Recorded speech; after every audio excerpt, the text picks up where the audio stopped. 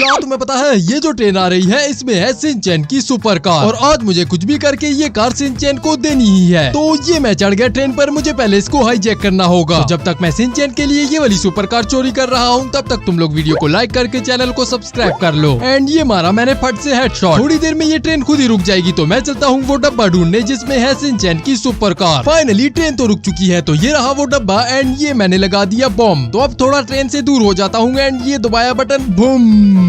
Finally but wait अरे डब्बा कहाँ गया?